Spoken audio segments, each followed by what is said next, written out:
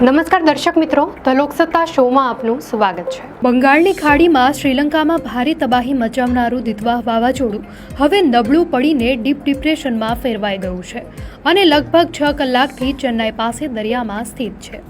ચેન્નાઈ સ્થિત હવામાન વિભાગ દ્વારા આપવામાં આવેલી માહિતી અનુસાર આ સિસ્ટમ ઉત્તર તમિલનાડુ અને દક્ષિણ આંધ્રપ્રદેશના દરિયા કિનારે સ્થિર થઈ છે। ડીપ ડિપ્રેશનમાં રૂપાંતરિત થયેલું આ વાવાઝોડું સોમવારે સાંજથી મોડી રાત્રિ સુધી ચેન્નાઈના દરિયા કિનારે કોઈ હલચલ વગર સ્થિર રહ્યું હતું, પરંતુ આગામી 12 કલાક દરમિયાન તેમાં ફેરફાર થવાની શક્યતા છે।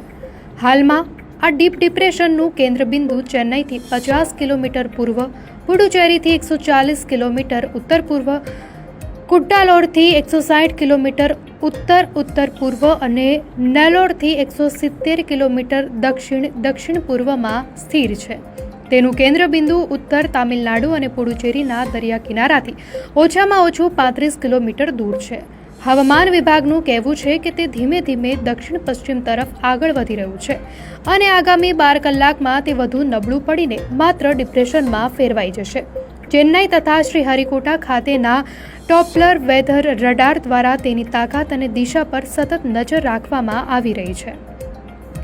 મંગળવારે ડિપ્રેશનમાં રૂપાંતર થયા બાદ પવનની ગતિ 45 થી 55 કિલોમીટર પ્રતિ કલાક રહેવાની શક્યતા છે, જે મહત્તમ 65 કિલોમીટર પ્રતિ કલાક સુધી પહોંચી શકે છે।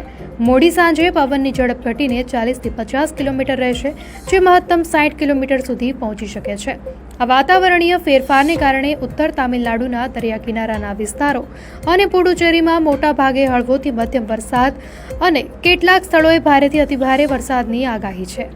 દક્ષિણ આંધ્રપ્રદેશના તટપ્રદેશ અને રાયલસીમા વિસ્તારમાં પણ મોટા ભાગના સ્થળોએ હળવોથી મધ્યમ અને અમુક સ્થળોએ ભારેથી અતિભારે વરસાદ પડી શકે છે।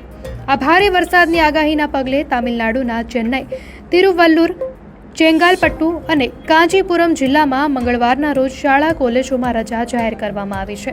તામિલનાડુ, પુડુચેરી અને આંધ્રપ્રદેશમાં દરિયો ખૂબ જ તોફાની રહેવાની શક્યતા છે। જો કે દિવસ દરમિયાન તે શાંત પડશે। માછીમારોને દરિયો ન ખેડવાની તાકીદ કરવામાં આવી છે અને આગામી સમયમાં પણ દરિયો ખેડવાનું ટાળવા જણાવાયું છે। ચેન્નાઈ, એન્નોર, કટ્ટુપાલ્લી, પુડુચેરી, કુડ્ડાલોર, નાગાપટ્ટિનમ અને કરાઈકલના કિનારે 3 નંબરનું સિગ્નલ અને પમ્બન તથા થુડુકોડી ખાતે 1 નંબરનું સિગ્નલ લગાડવામાં આવ્યું છે। નોંધનીય છે કે એશિયાના દેશોમાં તાજેતરમાં ત્રાટકેલા 2 વાવાઝોડા દિતવા અને સેન્યારને કારણે 1100 કરતાં વધુ લોકો મૃત્યુ પામ્યા છે।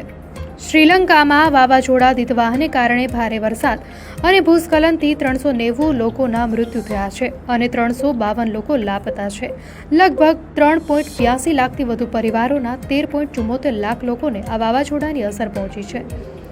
ભારતે શ્રીલંકાને સહાય પહોંચાડવા માટે ઓપરેશન સાગરબંધુ હાથ ધર્યું છે, જેના ભાગરૂપે INS વિક્રાંત અને INS ઉદયગીરી રાહત સામગ્રી લઈને કોલંબો પહોંચ્યા હતા।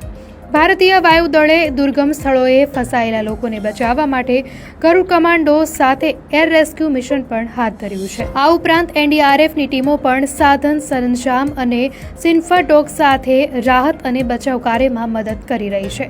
શ્રીલંકાના અનેક રસ્તાઓ ભૂસ્ખલનને કારણે બંધ થતા ગ્રામ્ય વિસ્તારોમાં રાહત સામગ્રી પહોંચાડવામાં મુશ્કેલી પડી રહી છે, જ્યાં લોકોને ભોજન અને પીવાના પાણીની સમસ્યાઓનો પણ સામનો કરવો પડી રહ્યો છે। ગયા અઠવાડિયે ઇન્ડોનેશિયા ઉપર સેન્યાર નામનું વાવાઝોડું ત્રાટક્યું હતું, જેમાં 500થી વધુ લોકોના મૃત્યુ થયા છે અને 500 જેટલા લોકો ગુમ છે। આ વાવાઝોડા અને તેના કારણે આવેલા ભારે વરસાદને લીધે પશ્ચિમ સુમાત્રામાં લગભગ 14 લાખ લોકોને અસર પહોંચી છે। પશ્ચિમ સુમાત્રાનો આગવી ઓળખ સમાન ટ્વિન બ્રિજ પણ અસરગ્રસ્ત થયો છે અને રસ્તાઓ તથા બ્રિજ તૂટી જવાના કે તેના પર કાટમાળ એકઠા થવાના દ્રશ્યો સામે આવ્યા છે। અસરગ્રસ્ત વિસ્તારોમાં મોટા વાહનોથી પહોંચવું મુશ્કેલ હોવાથી રાહત કર્મીઓ મોટરસાયકલનો ઉપયોગ કરી રહ્યા છે।